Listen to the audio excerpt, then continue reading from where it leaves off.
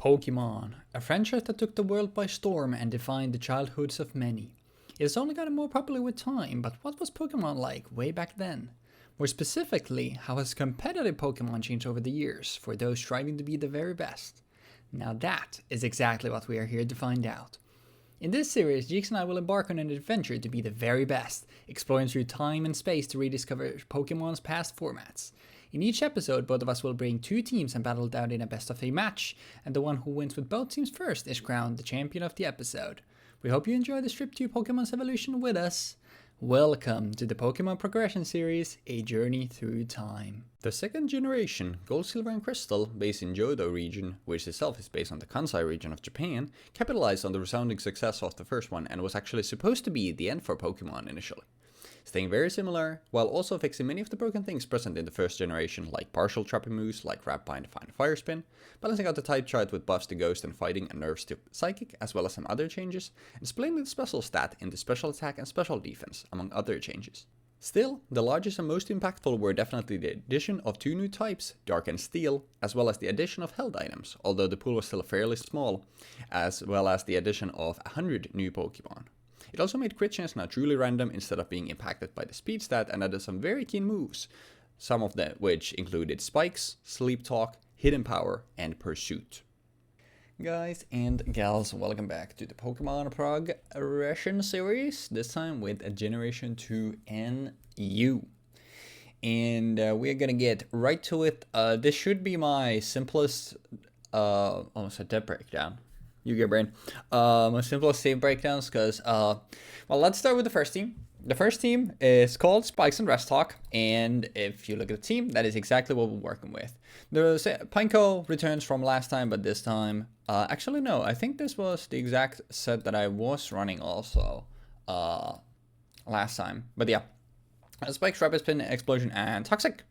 We do want to keep the longevity to keep spinning stuff and putting stuff to Toxic, but if Jeexx has a lot of Rest Talkers, as you'll see is the case with our team, then if we get 1 for 1 with Explosion, especially after his Rapid Spinner is gone, then we would like to do that. For the rest of the team, it's very simple though. Every single one of my 5 other Mons has Rest and Sleep Talk with 2 coverage or stab moves or whatever. This is what Gen 2 is a lot of, and I figured that, you know what better way to showcase that than to make a team entirely Rest Talkers. So whatever we roll is what we'll go with. I figured that this could be a fun team to, you know, just after we had a couple nail biters with, you know, having to rack your brain, what is he gonna do, what's gonna happen here, I think it would be chill to just click Rest, Sleep Talk, and see what the game rolls for me, if we can hit the 33%. But for Octillery, we have Ice Beam and Surf. For Zatu, we have Hidden Power, Electric, and Psychic to have as much coverage as possible. For Rapidash, we have Fire Blast and Double Edge for maximum damage output, obviously coming off a really good stat line. We have Weekly Top with Curse and Body Slam. This is going to be our like setup sweeper, so to speak, because this time, last time you remember me saying that there are no ghost types. Sorry, there's 1 ghost type. Now there are literally 0 unless you want to go all the way into PU to grab Ghastly, but I don't think Ghastly is very good. So Body Slam alone should be plenty enough. Not impressive stats, but still like a good HP pool that should keep us pretty alive.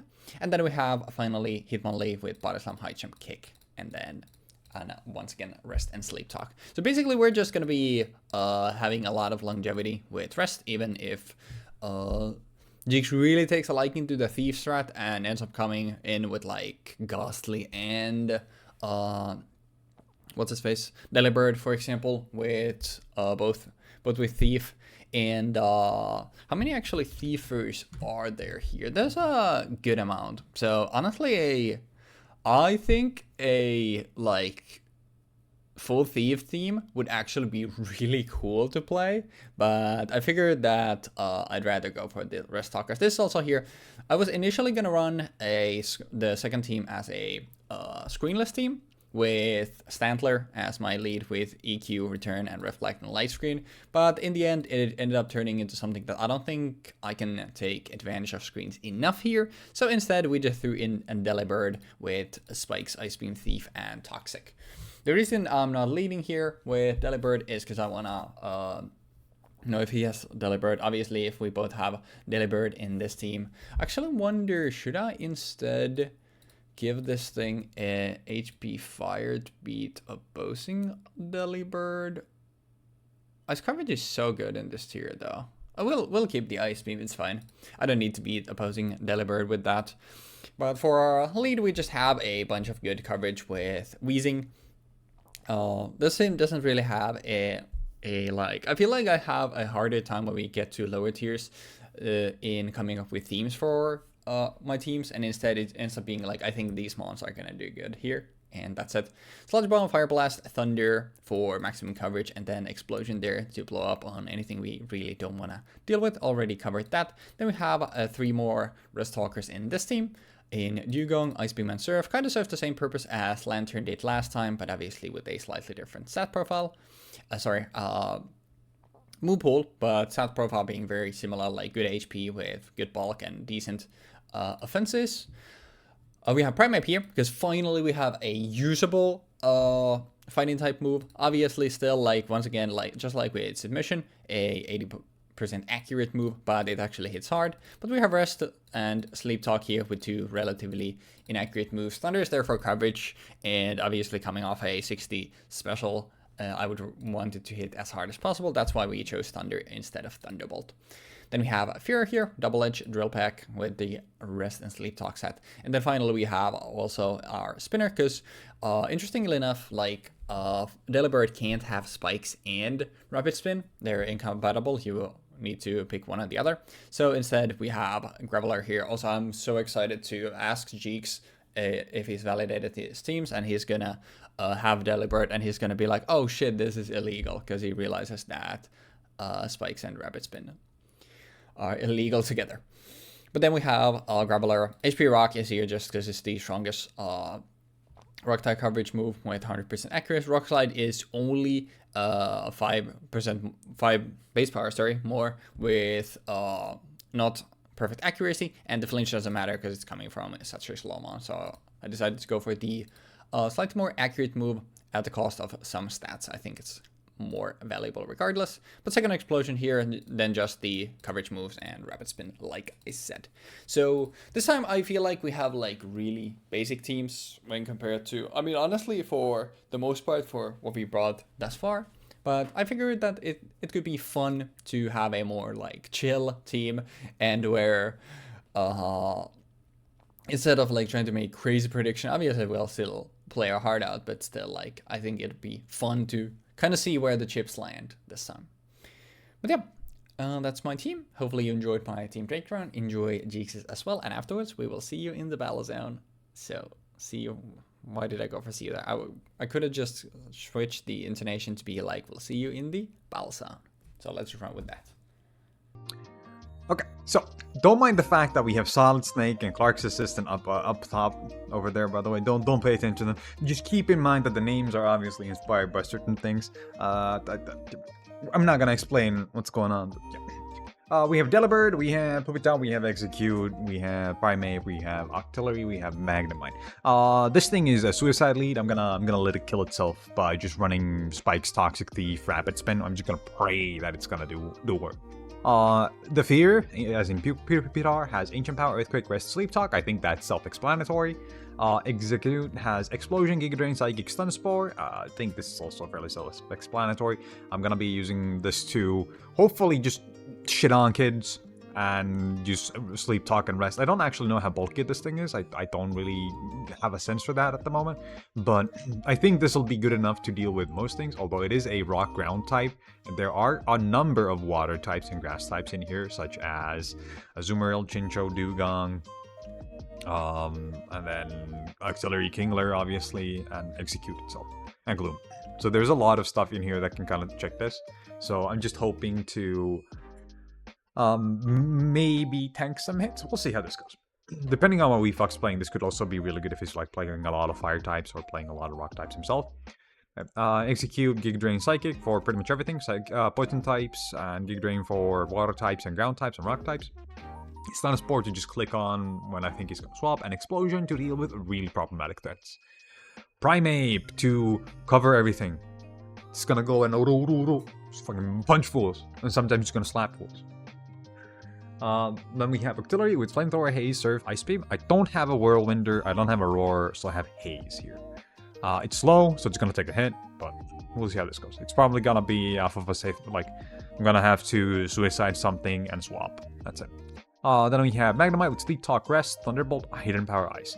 Thunderbolt because, I don't want to run Thunder. I don't have Thunder Wave on this. I don't really have Thunder Wave on anything. I have, Stun Spore on Execute, but I felt like I would rather have 2 damaging moves and Sleep Talk Rest because this thing is fairly bulky, like overall, against like a lot of the stuff in here. There's a couple of fire types, as I mentioned. There's Flareon, there's Houndour, and there's at least 1 ground type, 2 ground types. But for the most part, I think this is a pretty safe bet to have Sleep Talk Rest on. And Hidden Power Ice allows me to actually flip a coin and, or not flip a coin, but have a 1 in 3 chance to check those ground rock types. And also chunk out grass types if he happens to be switching into them, because of the fact that those grass types are still fairly weak towards ice, even if it's not stab. I did consider running something else, but I don't remember what it was right now. But, the second team that I have is consisting of Pineco, Graveler, Dragonair, Dugong, Xatu, and Hitmonlee. Pineco, same idea as always. I think this Protect is a little overkill. I might just want to run like something else entirely. What would you even be running into this? What would you be summoning out into this? This thing is weak to fire. This thing is weak to flying. I'll just go for ice, just to have another move that can hit stuff. And then we have, obviously, Graveler with Explosion, Earthquake, Fire Blast, Rock Slide. I'm going full Gamba on this. Going Giga Gamba. I'm not gonna land shit, so I'm just gonna gambling. Go gambling. Ice Beam, Thunderbolt, Fire Blast, Thunder Wave. Same idea here. I don't think Flamethrower is gonna be... I mean, I guess... how much did this had a 10% chance to burn as well. I mean, it might be better to just go for Flamethrower at that point. Then we have Dugong with Ice Beam, Surf, Rest, Sleep Talk. Then we have Xatu with Sleep Talk, Rest, Psychic, Drill Peck. And then we have Hitmonlee with Mach Punch, Thief, Rapid Spin, High Jump Kick. I'm running Rapid Spin on this because I have Rapid Spin on my Pineco, obviously. But I feel like using Rapid Spin is not a bad idea for Hitmonlee. You can make the argument that I should probably be running something like Curse and then using Mach Punch. Like, I should just pop two curses and then use Mach Punch to check shit. And I think that could be better. But I'm gonna see how this goes. I think Rapid Spin is interesting to have on a attacking and offensive Mon, because he might be thinking of switching out into a Pokemon that actually checks this, then I can use Rapid Spin to gain essentially tempo and then switch out into something else to react to the thing that he swapped into. So if he happens to have a Ghost type, which I don't think there are any in this format anymore. I think Ghastly is in the lower format. Yeah, you could be running Ghastly, and I think that's the only Ghost type left.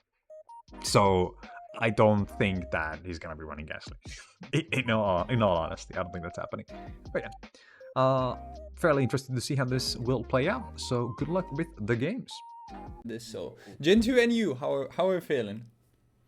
Oh, this was NU. Just to double check, I do have actually. Yeah, I have set myself to NU. Just making sure. So I'm gonna validate my teams while I'm here. This is legal. Okay. I mean, I'm feeling pretty good overall. It's... What do you mean this is incompatible? This is so funny. Yesterday I was recording my team breakdowns, and I was like, I can't wait when, that's why I already started recording, when we're gonna play tomorrow, and Jeexx is gonna validate this team and realize he can't run Spikes and Rapid Spin both on Delibird. Why? Why not? What happened? I would assume that it's like Delibird with either of those moves was obtainable only through some event, and the event Mon only had one of those two moves. That's what I'm guessing, and what usually those incompatibility issues come down to. But yeah. Well, I mean, I guess I guess it's time to swap this out for something else. Now what that something else is, we'll see. Okay, there we go. Sure. But yeah, Getting some prep I'm for, good. you know, running a spikeless team, because this is the last time in Gen 2 when you can have spikes on both of your teams. Like, next week with PU is going to be the first time when it's mandatory that one of your teams doesn't have spikes, because the only spiker that remains is going to be Delibird. And then ZU is going to be all spikeless, which in a way is pretty cool. I'm kind of keen on seeing how ZU is gonna go, because spikes are a big thing. we've been spamming, we've been spamming spikes for like 3 weeks in a row now. Yeah, I mean, there's no reason not to, because it's so good. Like, free 12% on every swap is kind of nuts. Dude, ZU seems insane. Ivysaur and Charmeleon, bro. There's a lot of cool stuff there. There's a lot of cool stuff. I actually think like the Gen 2 ZU is gonna be a lot like more interesting than it was for Gen 1. Also, do I have? Yeah, okay. I just now realized, like, wait, do I have at least 2 of Gen 2 Mons in both of my teams? But yeah, I do. Hell yeah. I mean, I originally when I built my team I was like, wait, did I remember to put in 2? But then I doubled back on. Oh yeah. I'm safe. Yeah, I think that's gonna get easier as we go further and new Mons just get stronger. But I think like Gen 2, probably Gen 2 is the only time when it's like somewhat hard, because like Gen 3 introduced a lot of good Mons and obviously abilities. I guess the abilities also breathe life into a lot of like already existing Mons, so that's something that still need to pay attention to. But I don't think like after that like it should be a problem. Just something to sometimes maybe take note of. I think like when you consider the fact that for example Murkrow later on is pretty good with Prankster, right? Yep. Stuff like that. That's gonna be very relevant for a lot of Gen 2 Pokemon. Yep, and even like Scizor, for example. Yeah, Technician is big. So it's kind of unfortunate that in Gen 2 is weakest. Yeah. But that's why Heart Gold Soul Silver is like the best Gen 4 game. Exactly. Okay, not the best Gen 4 game. Come on, Pokemon Just Pearl, saying, baby. you know, me personally, I'm not a big fan of Sinnoh or whatever the fuck it's called. Yeah, I mean, I hold it in high regard because it was what I started with, and obviously, you know, also starting with having the physical special split just happen. I feel like on the Lokes, no bias. I think starting with Gen 4 was the best time to start. Maybe I'm crazy. Okay. I see how it is. Yeah. Okay. Because like then I can, you know, re-experience older generations with Heart Gold and Soul Silver for Gen 2, and it also lets you go the first generation, and then like the peak that is Pokemon Let's Go Eevee, and you know, What? you always hear the praises of Pokemon Emerald, but Omega Ruby and Alpha Sapphire, the true definitive Gen 3 experience. Okay, now I'm baiting. At this point, I'm baiting, obviously, but yeah. Bro is kind of baiting right now. I don't think anyone is actually gonna agree with you on that. By the way, I have playthrough. I mean, I don't think anyone would say that, but yeah, like I have playthrough. It's basically like I stuck, because if you experienced Gen 4 for the first time through Brilliant Diamond and Shining Pearl, then my apologies. I think that is the single worst Pokemon game that has ever come out. I'm dead ass. I think those games are so dog. Ooh, is it? Wait. I genuinely think, and I don't think it's close. What would even be close? Because I think like the next thing is probably Let's Go Pikachu and Let's Go Eevee, and those at least like have charm, and I think it's kind of neat that they're just like, yeah, just fucking make Eevee and Pikachu broken with the buddy move stuff, which to some of those moves actually became real moves later on, which is pretty cool. Yeah. Actually, also, I'm saying some, but I think it's only Grassy Glide. Gen 3 remakes are the peak of polishing up the character designs with a remake. Now Gen 4 went and didn't do that, which is, yeah, it's kind of unfortunate, because like the remake designs are really cool in stuff like ORAS and even like Leaf Green, Fire Red, and Heart Gold, Soul Silver. Like, man, the design is getting so improved. It's really cool. Yeah, it's. But then They also dumbed it down so much with like removing a lot of stuff from Brilliant Diamond and Shiny. But I don't want to think about that. I think those games are dog shit, and I can only hope that whenever they remake Gen 5, they actually, you know, do it properly instead of being like, yeah, let's make it dog shit. Yeah, surely they will. Surely Nintendo and Game Freak would do that, right? Surely Creatures Inc. We'll see. I will say for my teams today, they are, I would like to say like, these are the most like different teams to anything that I've played thus far, I think. I see. Interesting.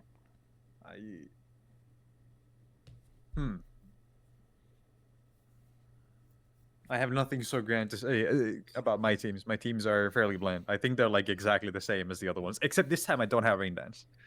Damn. I've had Rain Dance on every team so far, so. Oh yeah, that's actually shit. That's funny. Yeah. Well, it's usually been like, I've been playing like 4 water types total. This time I'm playing 2. Oh shit! Actually, that's crazy. The one time when I'm not turbo weak to water, bro always has the meta read. But yeah, I don't have anything much else here to say. We can get to it, and then I will see you afterwards for the post-game interview. No, it's the post-game interview with Mercedes Drive to Victory. We're not sponsored by Mercedes, but yeah. Not sponsored. But we could be. Beef with League of Legends. Okay, you have beef with League of Legends. I still think it's no. a banger game. But yeah. Throw me under the bus like this, bro. I'm not. You literally. Whatever. Bro, you got to stand with me. How else are we gonna get this beef off the ground? Guys, we are racist. We are racist. You gotta stand with me. It's like, no, you're standing on your own there, buddy. Whoa. I never said such a thing. No, and neither did I. I literally just You just said that is what you're saying is like, hey, I have this take. Okay. What the fuck? You don't agree with my take? I thought we were both in this. And it's like, no. Can you get a load of this guy, Chad? He's just like spouting shit out here. What the fuck? This is what happens when you play too much Final Fantasy 14, man. Let it be known that the Pokemon Progression Series stands against Final Fantasy 14. Both of us. Damn. It really be like that. That's crazy. Anyways, before we make more enemies, let's make enemies of each other for a while, and I will wish you the best of luck, and I'll see you after the games. Oh shit. That was the weirdest intro thingy that we've had thus far, I think. Jinsu and you, right? Yes. And I'll just start with this. So literally our team, I'm sure you saw the team breakdowns, but my team is literally it's Pineco with a pretty standard Pineco set and then just 5 rest talkers. So we're literally just gonna roll the dice and see what happens. And we'll immediately start the timer. And he goes for this one here. Actually, I don't hate this. I wonder if we're both gonna toxic each other. Yeah. If I was him, I would actually thief first, because I'm sure he's gonna send the thief. We will exchange. Yep. I think that makes sense. But I don't mind losing the lefties on this thing. This team actually, I don't hate if I'm losing my rapid spin. And he's always spiking here. So I think what we go for, we can just threaten this. And let me actually go here. How many things there are that can take? There's a decent bit that can take a Fire Blast. So actually, I wonder, do we just set up Curse? I'm gonna go here and set up Curse. He could have predicted this on gone for Toxic, but I don't think Toxic reads are anything like do much here, because obviously a lot of stuff has rest. I would assume his last move is either Ice Beam or something to hit Octillery. I'll go for another Curse. I'm gonna obviously be slower, but unless he crits me, that doesn't matter. We'll go for one Body Slam. Haze Octillery. Interesting. No para. That's perfectly fine. How much did we take from Toxic? Not too much. I'll go for another Body Slam here. That's 25. And we do get the para. Perfect. And then we can go for a rest here. So it's Serve, Haze, Flamethrower, and something. I'm assuming like HP Ice or HP Electric probably. Let's see a Curse. Perfect. The paralysis doesn't really matter, but it's still obviously always nice to see. Let's get a Body Slam here. Okay, we do roll the rest. Actually, don't remember how this works here.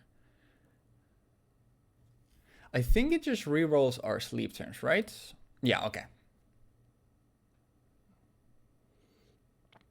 Another full para. We're getting very lucky with the paras. But I don't think he would have... Okay. Primate? That's fine. Don't roll rest this time. Ooh, do we actually stay in on this thing? I do have a pretty safe switch into this thing, though, to just threaten Psychic. He could have, like, Bulk Up, I guess. Also, I'm realizing now that I should keep track of his team once again, because, you know. Let's go here, let's go here. I don't want to predict here too much. He does just go for a cross chop. I do think that is the thing, because, you know, you don't want to over predict things. Anyways, let's go here. It's Thief, it's Toxic, and it's Spikes. And I don't feel like over predicting here, so once again, like, we'll keep it relatively Magneton. Alright. He's most likely predicting our switch, but that's fine. I could go for... I'm realizing I'm relatively weak to electric here. So... I don't think I... Artillery is relatively low. I think we can actually KO it with Rapidash. So... But let me take a moment to just write a few of these moves down, just so that I know. And this thing is... We have Primate with Lefties and a Cross Chop. I wonder what else is gonna run on that. And then we have a Magnemite. One thing that I'm also... he doesn't know we have Rapidash, right? Yeah, he doesn't know we have Rapidash yet.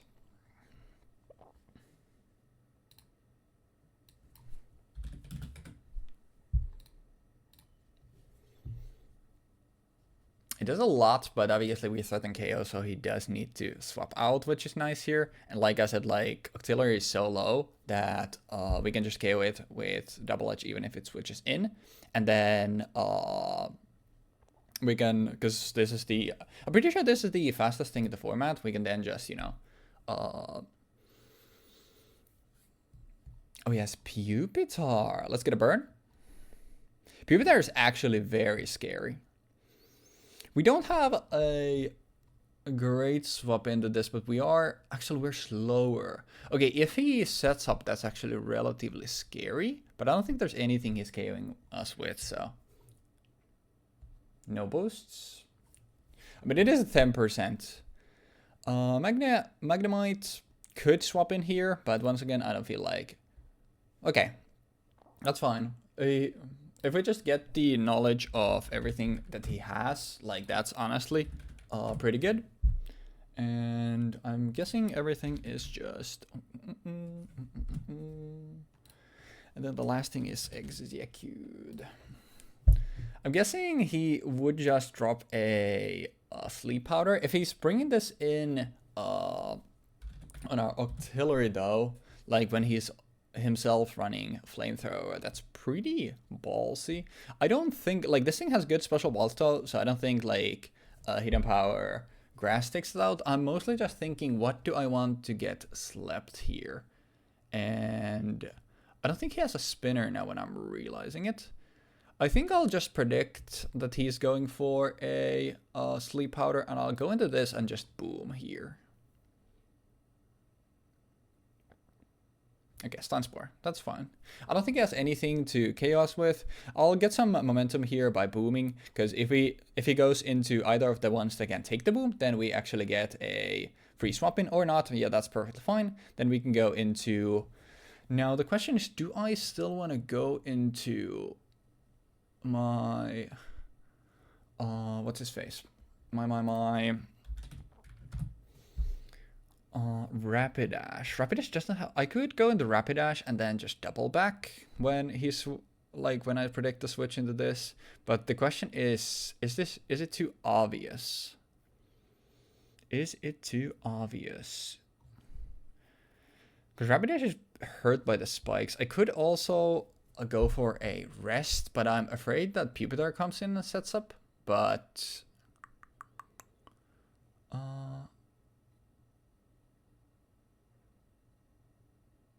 I'll go into Rapidash still. And now the question is, do I just send the Fire Blast or do I predict a Pupitar coming in? I think we could predict at this point, but once again, like, I've done so many like not predictions, so I am, because after we get rid of Pupitar, I think we have a like decently good matchup, but the issue is that Pupitar is pretty good against a lot of my stuff here. I will also be honest that I did not expect that to kill. The Psychic kill my Pineco, but at the same time, like, I guess it's not that surprising. He does go into Pupitar. Let's get a burn. We don't get a burn. And I think the switch is obvious here. So he might cover it with something, but if he covers this, what would he back out to? Maybe like Magnemite or this. We'll predict the switch and go for Hitmonlee. This is also a good matchup for us anyway. Okay, neither of us is really going for any predictions, but this gives us a better matchup into anything else, because like even if he goes into execute, we can actually do a good bit of damage. Now the question is, am I predicting a switch? And the answer is a resounding yes, so we'll go for Body Slam. If you get this thing paralyzed, that's also like decently good, but I'm guessing that he's just going to switch. And the fighting type move is obvious, so I'd rather go for something else, like predicting something else coming. Obviously, nothing but execute takes things very well. And if we can paralyze execute with Body Slam, like, that's huge for us. Delibird. Is he sacking this thing now? Because we definitely kill with High Jump Kick. He's slower than us as well, so I guess he's just sacking this thing now. He could double back into execute, which wouldn't be a bad play. Let me calc the high jump. Sorry, not. Let me calc the Body Slam. Yeah, it's a favorable roll, but I'd rather still not go for it. Oh, we're at 20 seconds, by the way. I'm just now realizing. I've been yapping a lot, and also obviously like adding the team somewhere. Yeah, he just sacked it, so that's fine. He's always bringing in execute here. Hitmonlee is really good against the team. There's nothing else you're bringing in here than execute. So he's probably just yapping to chat right here. We're making IRL reads. But yeah, after execute is gone, Hitmonlee has a pretty free reign. And like Pupitar being gone, like Rapidash has a lot of free reign. So we basically just need to pivot around this thing. Our team is not great against this thing, but we can still deal with things. I could go into this. I will go into this predicting another Stun Spore, because like I think Stun Spore is pretty safe for him. But we'll have to be fast, because I didn't realize how much of my time I had taken. Which I guess that's also been good, that I haven't been calculating everything. I just realized that obviously like calculating everything, kinda, you know, is not the greatest for the viewing experience.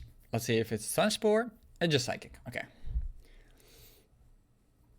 And we're guaranteed to wake up here. I do want to go for the paralysis. Even if something comes in, like Body Slam is just nice here. Magnemite is the easy switch for him, but at that point, like, we still snap out of the paralysis, so that's still okay.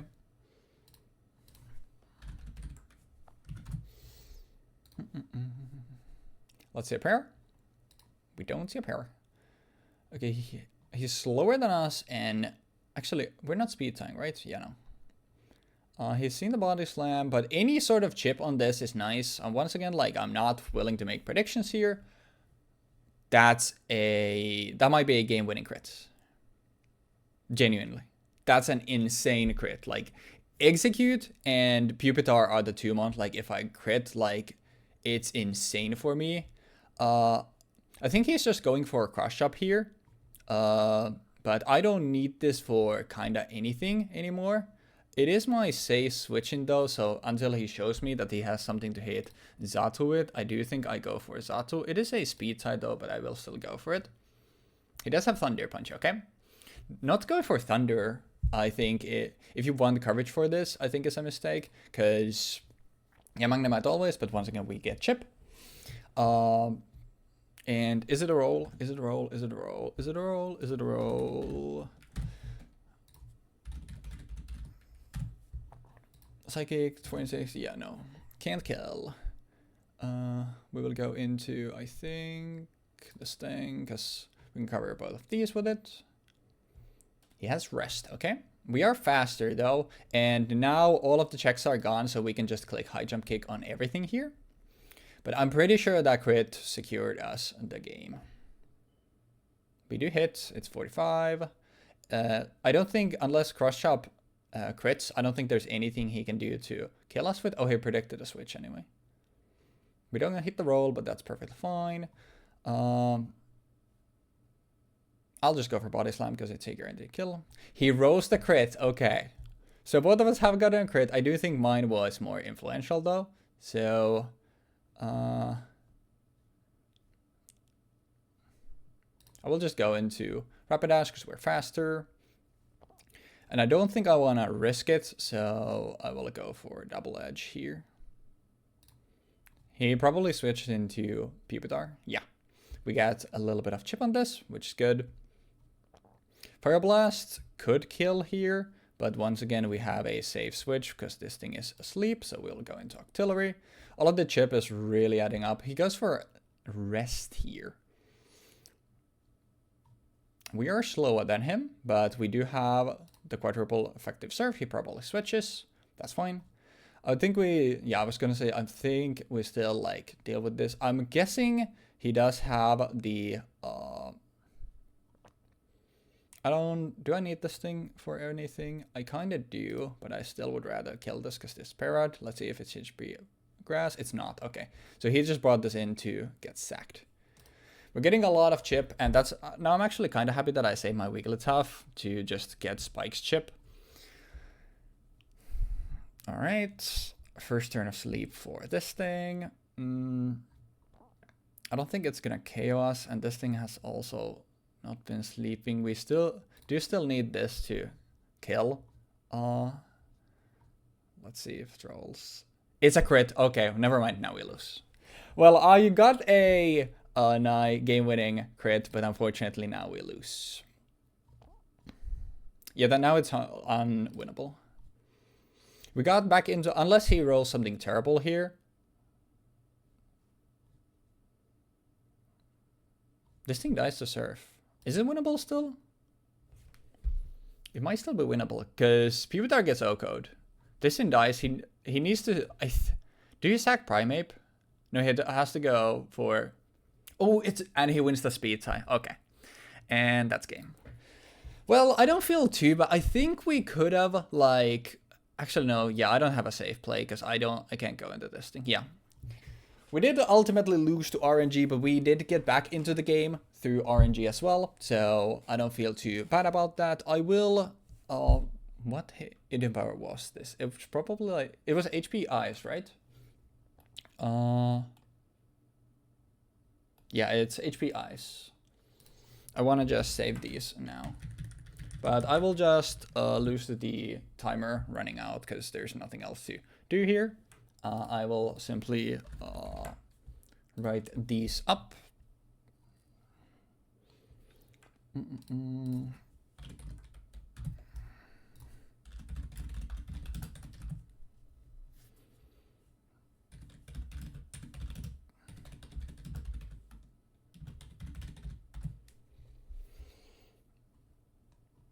And it was Hazer Flamethrower. Actually, wait, why am I writing this? Because he can't use this team anymore. I mean, whatever. At least I know, like, now it can't be these Mons. But that was a roller coaster of emotions, though. Like, I do think, like, risking it all on a speed tie.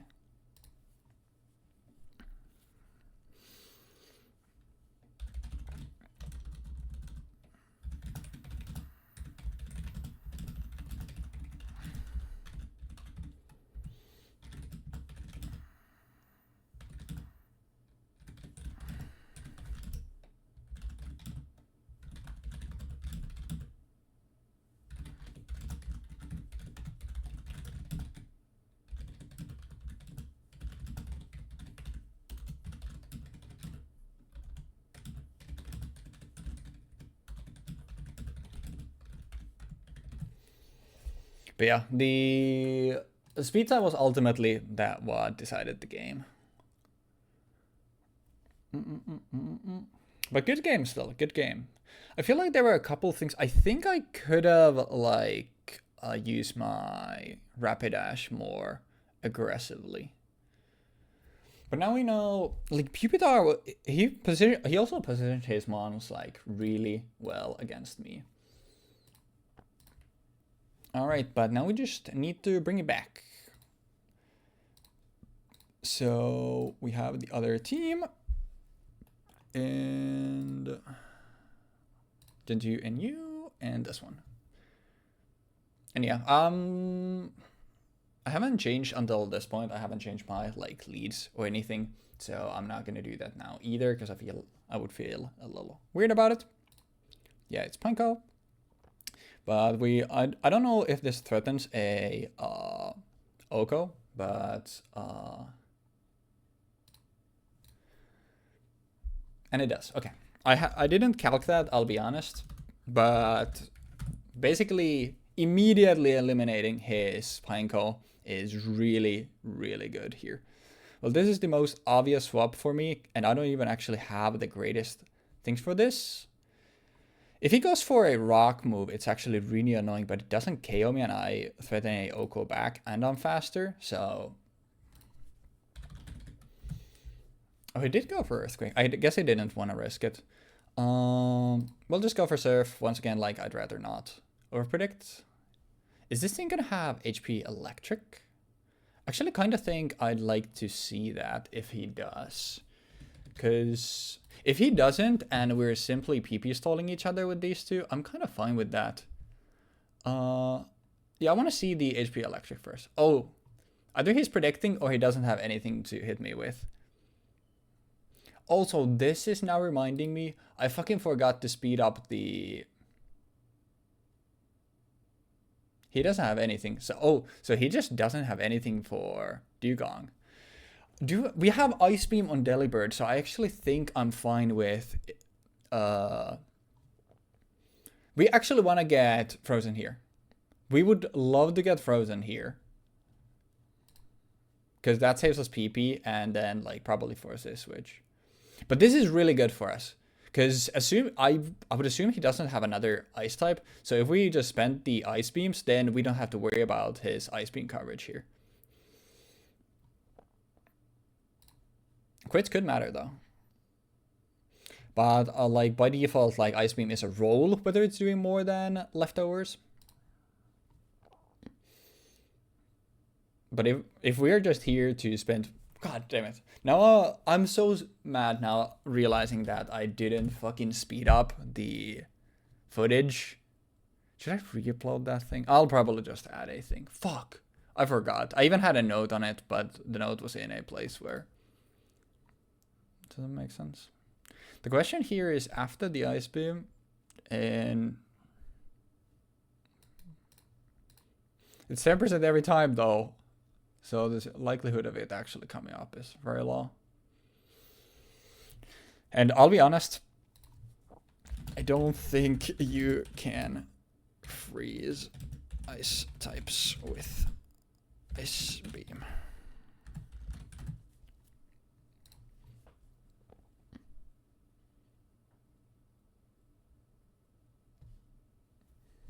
Yeah, I'm not here. I'm not looking for freezes here, but I'll like in taking this role, I'm pretty sure that you just can't freeze.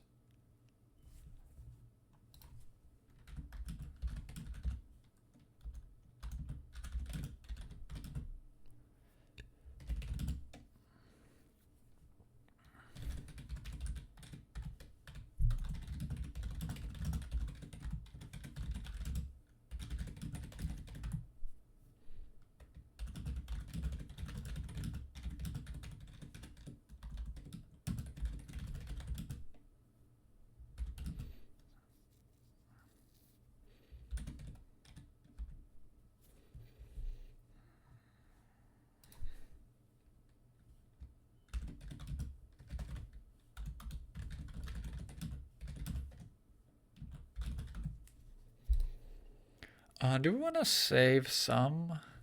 If it rolls double, no, even double crit doesn't matter. Oh, now he's spending surf. Actually, wait. Okay. If we can PP stall the entirety of this thing.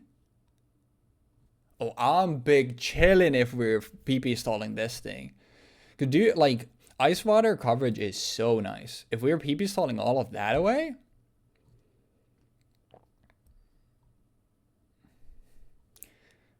Think about you, think about me. Me espresso. Sleep talk doesn't take your. Oh, it does take your PP from your other moves. I guess we're then using more. If it's going for surfs here, though, we could threaten thunder or cross chop on this thing. But like I said, like us actually burning ice beams is really nice. We do want to have the water moves though, but still. I'm almost positive that his other moves are just gonna be obviously rest and sleep talk, because it's basically we're just playing another lantern here. He's down on more both of the PPs of the moves, so we're chilling.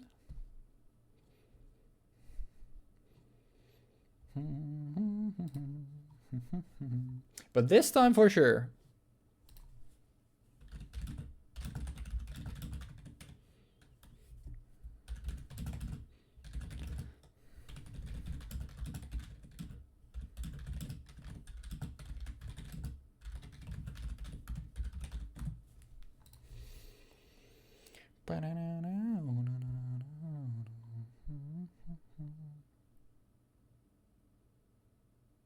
Do I want to go into this thing?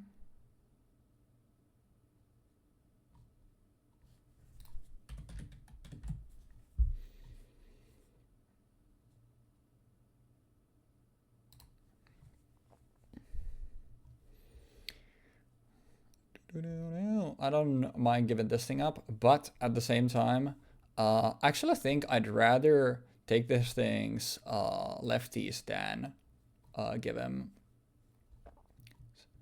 I'll take that as well. Oh, he's also running toxic. Sorry, thief. That's cool. Is he going for anything? I could go into this thing. That was a crazy prediction, though.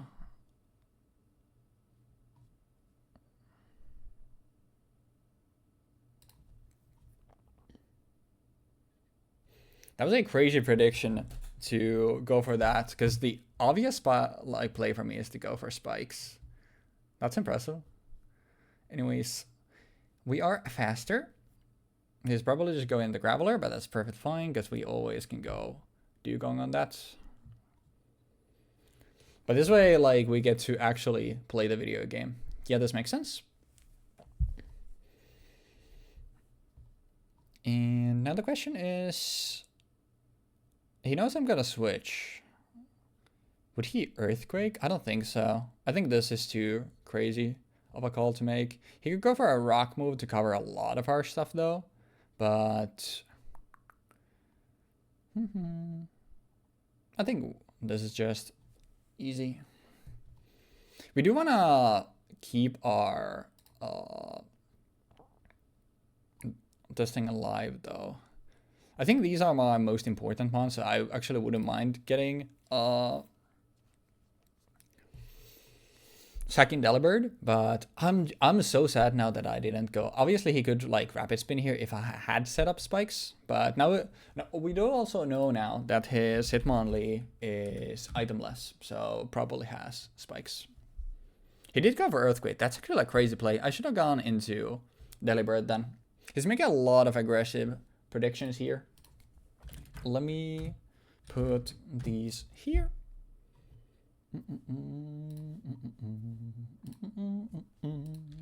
EQ. He's probably hacking whether cross-chop kills or not. But once again, like, I'm not here making any crazy predictions. I would just like to know. If he KOs one of my Mons, I get a free setup. The scary thing also is that you're gambling with cross-chop critting. Obviously, it is still like only, what, 12.5%? And he gets roll. And he crit.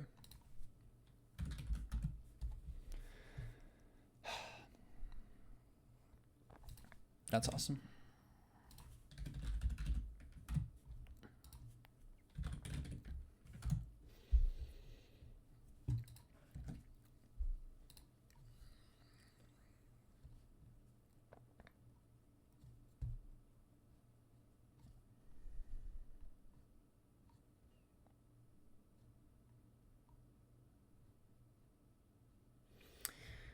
Do I predict anything? I don't. I'll go for spikes. Yeah, he's always switching. Now though, do I care about this thing anymore? A little bit. The fact that he rolls the 6.5% when we don't get the when we don't get the crit on our like high crit move is pretty ridiculous. And of course, no poison.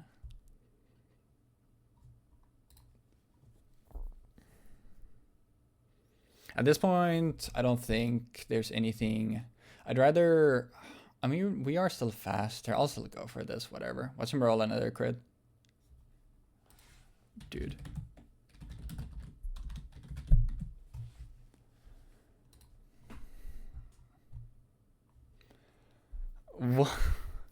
Who said that Gen 2 was gonna be the no RNG generation? At least Gen 1, everybody had... Okay, well, thank God. Only 2%? Oh, is it how much it would have done? What it does? I still think Sludge Bomb is the correct play, because it has more PP and it can poison Graveler, so... We can still win this. It feels bad playing every single game into such uphill battles. Poison? Once again, no poison. And yeah, now I don't give a shit if he KOs. He's gone for Earthquake every time though, which is kind of crazy. Yeah. We do get a safe switch in here, which is good. So now we can bring in Dugong. Let's get a freeze on Ice Beam on the Hitmonlee.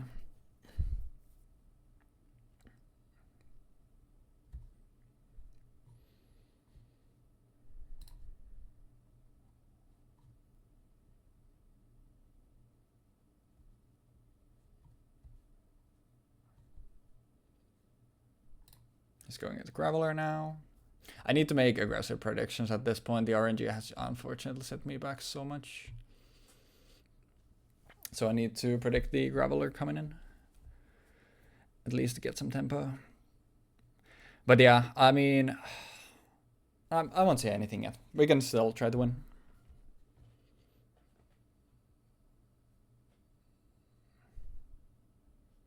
There we go. Now he's going back into Hitmonlee, but we get to burn a sleep turn. He could also just gamble and say, let's get a freeze here. Didn't want it anyway. I don't think High Jump Kick kills, but there's also nothing crazy that we can do here.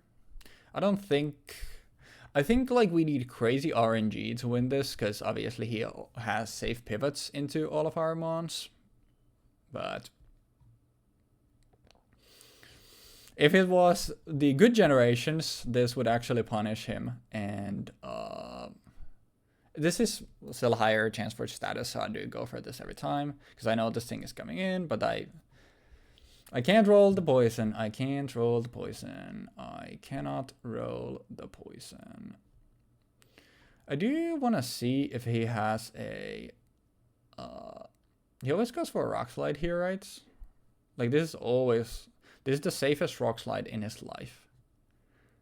Unfortunately, I do need to gamble it on the prediction.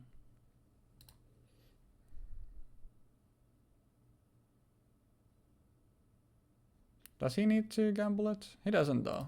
He can go into Hitmonlee here as well.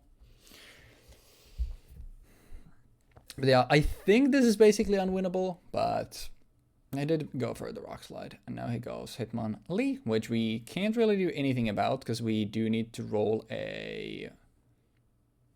I don't think Dugong kills with Ice Beam. Oh, it does.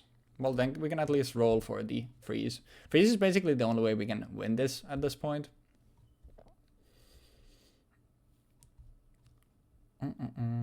It doesn't have a reason not to go for high jump because it has so much PP though. So yeah, and another crit. This guy.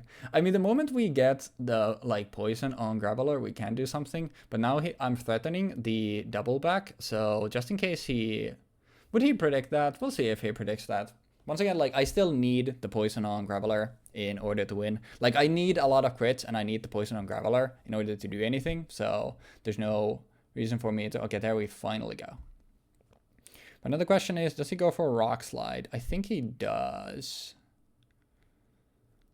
The question is, what happens in Graveler versus Graveler, though? EQ doesn't kill after Rock Slide, so we can threaten EQ, but he can't. I think he always goes for Rock Slide here. Yeah. At least now we get tempo, because we're threatening KO with Earthquake. I at least get to see if he has a flyer. Dugong didn't kill us with... I think he goes Dugong here. And Ice Beam is like a 7% chance to KO from Sleep Talk, and it's only been asleep once. So, okay, he does have Zatu. Now the question is, what else do you have? This could have HP Ice, but unfortunately I don't have anything to pivot here. There might be a roll, and actually, yeah, we need to see if it's a roll or not. And it is a roll. It's a 50. It's literally a 50-50 if we die here. But do we have anything to switch into HP Ice? The answer is no. So this is literally 50-50 if there is still a chance or not. This is literally a 50% chance to KO. It's 51 to 60. We're at 55.4. So actually no, it's a 56% chance to KO, and I need to take those odds. That's a ballsy switch. But once again, he doesn't have a reason to overpredict, so he can always just click high jump kick. If I'm him, I'm always clicking high jump kick, so I will go for Wheezing. There's no downside to him doing that. And now, unfortunately, Now here we need to do some predictions though. I think the me like going for Sludge Bomb was obvious thus far, but that was before Graveler was poisoned. So now we need to make an aggressive play. And this is still fine, we know it's HP Ice, so we will go into this thing. We will click Ice Beam because we still need the Ice Beam kills this thing, kills Xatu, and we need the freeze on Hitmonlee anyway. The freeze on Hitmonlee is the only thing that can win us the game, so that's kind of the issue here. And I'm pretty sure that this doesn't... high jump kick... 74. High jump kick can't kill us without a crit, so we will go for Surf. If he crits, then, I mean, we lose. But at that point, we've lost every single interaction to RNG, so there's not much to do there. Mach Punch. Interesting. So he just wanted some guaranteed chip. We do get a chip on this thing now as well. So unfortunately, we still don't have... The issue is that the whole way, like, the issue is that we're just relying on crits and status the whole game. High jump kick, yeah. He gets some recovery. I think he goes Graveler here. I think this thing is too important for him. But, I mean, if I drill back, he goes Graveler. What do I do at that point? I need to sack Fearow. So, if he goes Graveler, I need to sack Fearow anyway. So, we need to make a prediction here. What is he clicking, or is he staying in with Hitmon? Because he doesn't want to lose Hitmonlee. It's way too important for him. But what would he swap into? And I think the safe swap in for us is Graveler. That's crazy. GG's. But yeah, no reason to play the rest of it out. It's at that point. We needed to make the predictions to win, but there's nothing I can do because I just lose to RNG. So we need to make aggressive plays, and yeah. GG's. Dude, we had a really good situation at one point. Like when you have Primate out and I swapped Xatu in. Like, if that didn't crit, I think it would have been a really interesting game state. I mean, if you didn't get like 7 different RNG rolls correct, then yeah, but at that point... I was talking about in the end game how I basically... at that point, it's you really want to keep Hitmonlee, but you don't want to lose it, because after that, I can actually win. So I think the safe play for me is to just try to predict what you're switching into. Because I think that's the safe play for you, but I need to make an aggressive prediction to come back to the game. So once I lost them on to Mach Punch at that point, I just immediately lose. But I don't feel too bad about that, because literally both games I just lost to RNG. You lost the crit. I literally total or something. It's so funny not rolling a cross shove myself and crit myself, and then you crit with Graveler. But yeah, can't feel too bad about that. Yeah, what I was thinking about when I did the Graveler EQ was that you might be reading that I'm gonna go for Xatu here, so you're gonna swap into something more aggressive, because you're gonna be like, oh, I don't think you knew that I had Xatu at that point, but I think it's a self-evident thing to have, because it's a good Psychic type, it's good Psychic Flying type. So I kind of expected you to be reading that I might switch into something that is defensively strong against Cross Chop, regardless of if it crits or not. And that's why I went okay, I'm just going to hit EQ. And if EQ kills somehow, in some reality, that's banging. But I'm probably going to get crit to death. I was going to originally click Explosion as well. I was thinking, I'm going to click Explosion, but I'm probably going to get Cross Shot killed anyway.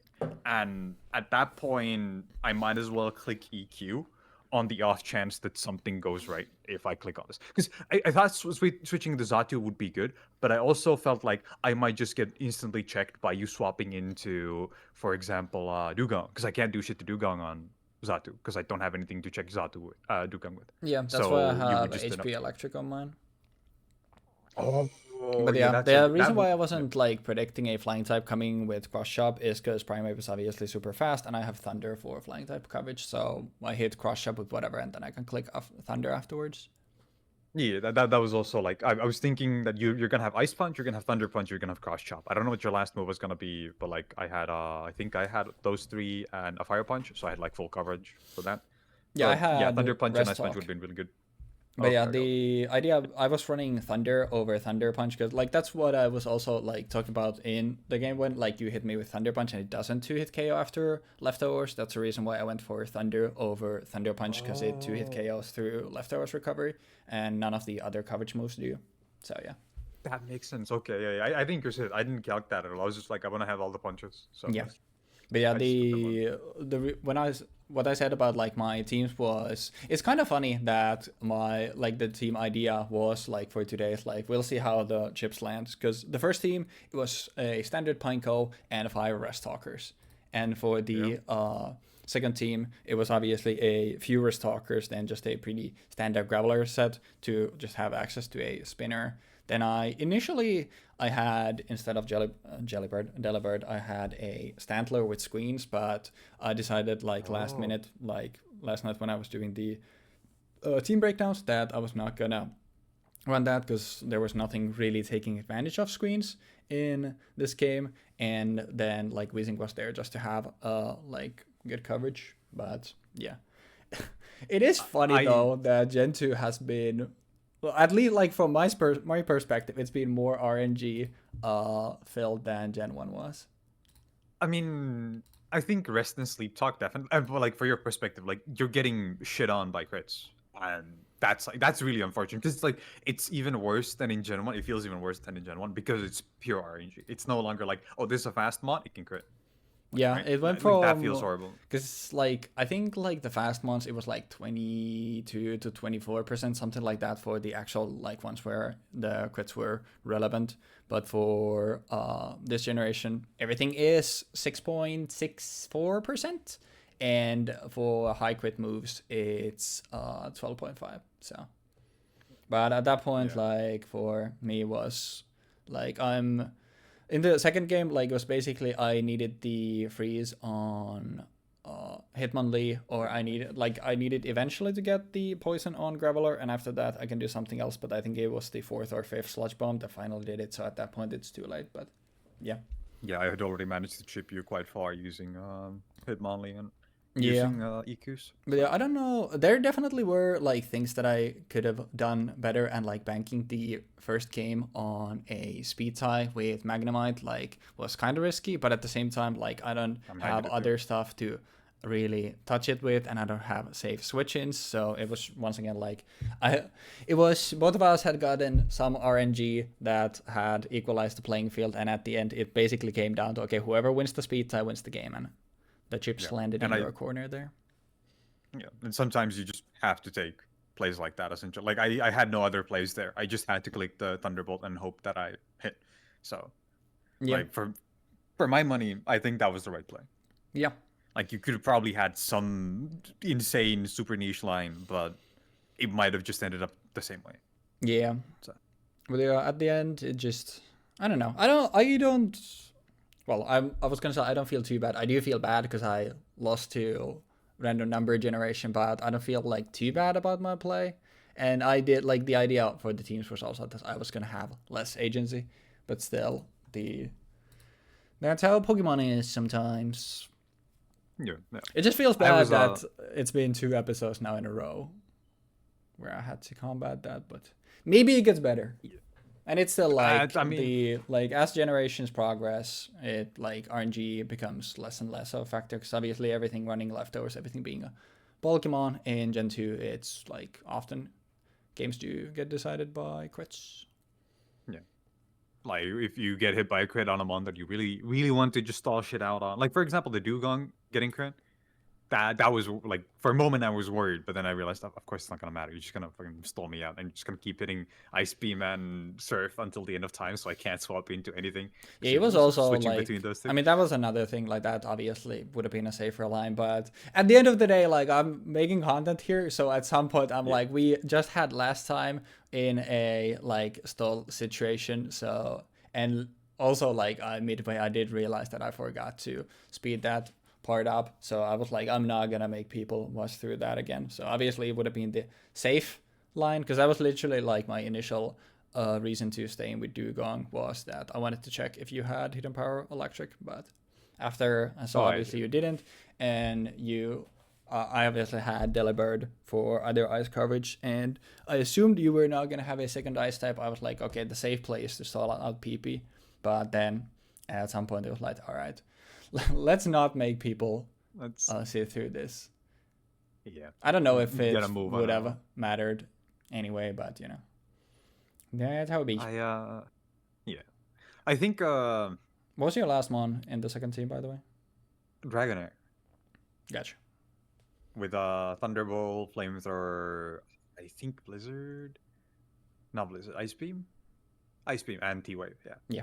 I was like trying to find a position where I could swap into the Dragonair and then use a Thunderbolt to kill the Dugong, but the Dugong was almost always too healthy, so I could never really comfortably do that. I could have probably done that at the very end, where it was like 46%, which was most likely what I would have done if it had gone to a similar position as earlier, where I would have swapped back into like Graveler. I would have swapped into Dragonair and popped a Thunderbolt, because I'm pretty sure Dragonair is faster than Dugong. I think even.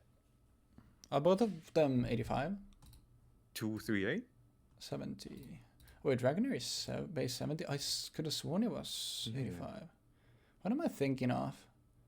Am I thinking of Dragonite? Probably. That would make sense. No, Dragonite's 80. Wait, what dragon type am I thinking of that's base 85? Maybe I'm mixing it up with something. I could have sworn, like, if you asked me to bet all my life savings on Dragonair's base speed, I would have said 85. I guess I'm mixing it up with something. Kind of odd. I was expecting this to be faster, so even then I would have had to Gamba and pray, and I would have probably. Although I don't think I got one shot by an Ice Beam Dragonair from Dugong, so it could have been fine. It's relatively bulky, and like Dugong doesn't hit that hard. Because even like the surf on what's his face? The surf on Hitmonlee, like that was another where it's like, alright, I need a crit here. Yeah, it was I think both did 30% from what I was calculating. So I had a fairly safe time swapping into it point. Yeah, at that point. Especially because like it was his check. Yeah. I did like honestly, I feel so fucking stupid for pressing EQ. Because I was like, oh yeah, I'm just gonna hit EQ because nothing on his team is weak to rock other than the flying types, and he's probably not gonna be swapping into the flying types immediately because he's gonna assume I'm gonna be clicking rock slide. But in hindsight, I should have just been clicking rock slide the whole time. Yeah, that's what I was like. I didn't remember that ice types are weak to rock. Yeah, that's what I was like predicting initially. I mean, when I sacked the like Delibird to the rock slide, like that was a willing sack. But the first time when you were going for EQ, I was like, oh, I had 3 spikes here. You were making some aggressive predictions, but a lot of them ended up paying off. So, I mean, we were both playing fairly aggressive, and I felt like it's better to try to play because this team was fairly aggressive outside like Dugong. I would say Dugong and Pineco, right? Those two are like the most defensive ones, and the rest are like I'm just gonna go ham. Like I had 2 rest talkers in the former Dugong and Zatu. Zatu for the most part because I just figured I'm gonna one-shot anything that I swap this into. Gonna click Psychic, gonna click Rest, gonna click Sleep Talk, I'm gonna pray for the best. But it didn't really work out that way. I got the definitive Gen 2 treatment is like playing a lot of Rest Talkers, playing safe, and then having to make dumb predictions because you end up in a bad position over RNG. Like that's like the definitive Gen 2 experience. Beautiful. Amazing. It's not. I think like OU had some interesting stuff because of like the like all of the like phasing and the cool stuff with Marowak. But like after that, I genuinely think like I think Gen 2 is also pretty doo-doo because like where Gen 1 was like just everything is RNG, Gen 2 is because everything is just running Rest and everything has lefties. You're in a lot of times like you're reliant on RNG to get to a good position because a lot of the good mons like they cannot do enough damage meaningfully to chip away on your opponent even often with spikes, and obviously like there are a lot of good spinners as well, so the reliance on spikes is also relatively low that you can have. So I think it just ends up being really stally, and also like as we have seen, usually decided by RNG. So I don't think I think it's still an improvement to Gen 1, but I do think that both are like very low in terms of like enjoyability. I think overall Gen 2 has been like there's I would say more to team build with. Like there's aspects to this that obviously get built on. Like you get abilities, but like items especially are something that I feel like are really lacking. Leftovers on everything just kind of sucks. Like leftovers or nothing on everything. Because if you're gonna be running thief, like I was running thief on Hitmonlee or Delibird, because it's like okay, I'm just gonna Yeah, I mean, there's no use this reason for direction. you to. You can only some like very like aggressive mons, like something like Zapdos or Raikou. Like you can run magnets, but in Yeah. most cases, like leftovers still gonna be It's better. just not worth it. So it's literally Yeah. like you go leftovers, or you go nothing for thief, or you go miracle berry with thief, and that's it. Yeah. So I was I think it's a, like considering. I actually there's more moves to pick from. I still think genuinely I think team building is in a lot of ways actually even more dumbed down than it was Gen 1 because a lot of mons always want rest and sleep talk. So even though you have a bit more moves, two of those moves on basically all like bulky mons are gonna be just like two same moves. But yeah. It's yeah, and I guess you could make the argument for all your spikers having spikes on them, and then some other move to check some shit that your opponent might swap into them, and then obviously if you can, having rapid spin on it. Yeah, like you're probably gonna have 2 to 3 mons with pretty much the same moveset across both teams, or you're gonna have one that is a spiker, one that is a sleep talker, and another one that is maybe a sleep talker, depending on It's how you pretty decided to build your team. it's pretty homogenous, but Yeah. at least like I don't know. I mean, If there were like if I think like without lefties it would be different, but it's just the combination of rest and sleep talk and lefties that ends up being like so making it like so slow of a meta game. So that's kind of like because I like playing more aggro stuff oh, myself. I'm Like aware. I hate stall. So and like Gen 2 is apart from Gen 7 OU is like the stalliest generation out of literally everything because like Gen 1 was super janky but because of like all the aggressive like speedster had basically a quarter chance to quit every time you couldn't really stall because any Yeah. moment like you might just get all right oh bop there's a psychic you get crit and your special drops and now you're dead.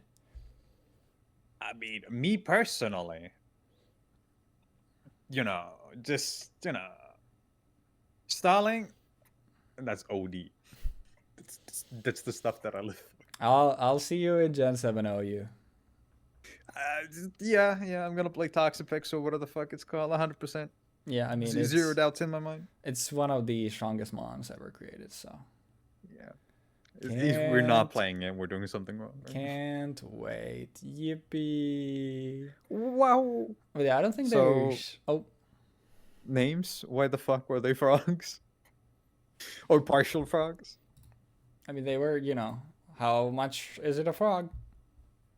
How did you determine how much it is? Is it a frog? I look at it and think, how feasibly could this be a frog? Okay, 1% frog. Okay, I mean, 0%. it's not a frog at all, but 0% would be weird. So that's why it was Okay. frog. And then the other one, I had dugong, so then it was different ongs. Cloudy called the fact that you were gonna have a Kong in there, but it ended up being a bog. Yeah, no kongs. No primate being a Kong. That was kind of weird, bro. I'm like, I'm not trying to get yeah. sued by fucking John Kong, no. man. Wait, I I'm not trying to fucking be love obvious, the fact. I love the fact that you also just had a random mon with John as its name. I assume it was just because it rhymed with dong. Kind of. Yeah, initially it was John the Standler because at that point I was done with different ongs, so it was like, all right, it's close enough. And My then long because John it was the Standler. Standler, but I ended up not running it because I didn't feel like I had enough for screens to matter than if it was just a Delibird. Okay. Interesting. But yeah, Not me. I don't I think think they're. my names were fairly evident too. So Yeah, it was the Digimon, and what was the other one? Metal Gear Solid 3 bosses and the real name of Naked Snake, Gotcha. which is Jaw. So Oh, I see. The Frogometer. yeah, But yeah. Next a time, horse is quite frog-like. Cloudy, I think you might need glasses. I think he has glasses. Right? I think Cloudy might have actually even more astigmatism than I do, so maybe get that checked out. No, but we're halfway done with Generation 2, which is nice, because I do think, like, the proper game starts at Gen 3, because, like, abilities are a lot of times what makes or breaks them on. And obviously, like, we keep getting more items. For now, it is, like, is it leftovers or is it the thief? Like, that's essentially what it boils down to. But we're halfway done, and we're gonna have, obviously, less focus on spikes next time, with the only available spiker in the entire format being Delibird. And then ZU is going to be interesting because we actually get to see some Hazardlass offense, which obviously makes more aggressive teams better. Obviously, there is still like lefties and sleep talk, but obviously spikes is how a lot of stall teams get a lot of their damage. So ZU is going to be more interesting. And I think like ZU overall, like Gen 2 ZU actually has a lot of stuff there that's pretty interesting.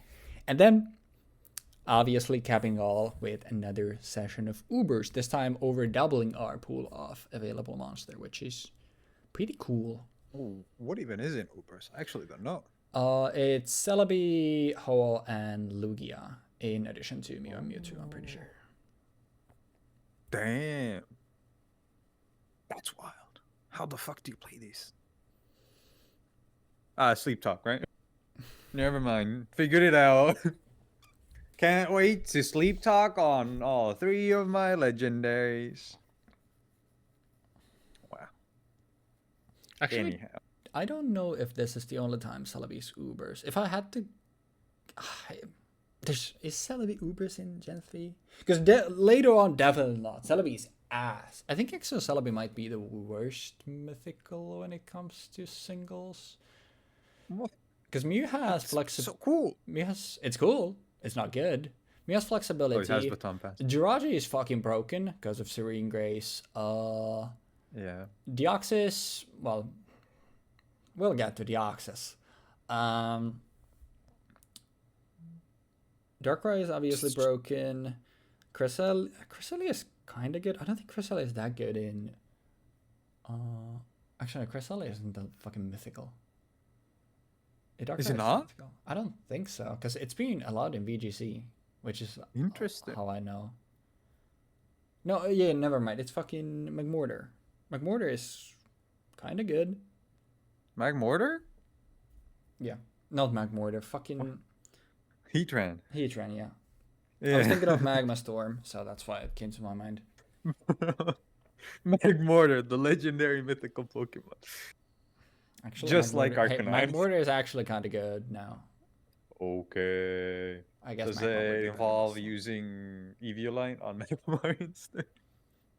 that works, but you can also just run Magmortar. It gets follow me, which makes it good in VGC. Oh. But that's a Okay, long time in the future. For now, we'll still be suffering in the realm of rest sleep talk. For Just a question. yeah, Does Perish Song pass on when I use Baton Pass? yes. Do not does. use Paris Song Baton Pass. It might be the greatest, unless you want to go for the greatest meme strategy. I wasn't sure. That's why I wanted to ask. Yes, Paris Song, any sort of like status or anything you have. If you have lead sheet on you, if you have Parish counters, if you're statused or have drops, all of that passes on with Baton Pass. Dude, that's kind of wrong. You can kill yourself. No, stay safe, guys. Just like Weebfox told me to stay safe, guys. I Keep did. it in mind. I did tell you to stay safe. Because I mean, if Dude, you're this is if gonna you're, be so fucking ass going from this to tomorrow. what you mean? Man. That deck is gonna be some gas. Or some ass. But yeah, I don't think there's much else to say here other than thank you for watching the Torment of Weebfox in the Johto region. Be sure to return next time to see how many crits Jeexx lands. Smile. No, but for reals, that's how Pokemon is, and that's just how the cookie crumbles sometimes. Some people lose tournaments to RNG going poorly. You know, I'm just... Well, wasn't it Wolfie who lost one to like insanely bad luck, or am I thinking of someone else? Because I remember would either assume that Cybertron or Wolfie was like saying that there was a legendary moment where they lost like 3 bad flips or something. all I'll say on that is, actually, I'll say 2 things, and then we'll get out of here. Is anyone who's played Pokemon for a long enough time has lost games to RNG, and number 2 is I want you to Google Aaron Zhang Will-O-Wisp. That's what I want you to Google. Oh. But yeah, we'll get out of here now. Thank you so very much for watching. Hopefully next time, I don't have to combat the fucking powers of Zeus preying on my downfall. But if I do, we'll prevail next time. We always do. So I'll see you next time for Generation 2 PU for half the spikes of today. And have a great rest of your week. And this, actually, no, it's not long enough for me to speed it up. I do apologize that I forgot to speed up the part of the battle. I'll throw in a timestamp after we stop recording now. So it might save future souls, but those who had to torment themselves with that, I do apologize. So we'll see you next time. Thank you for watching, and peace.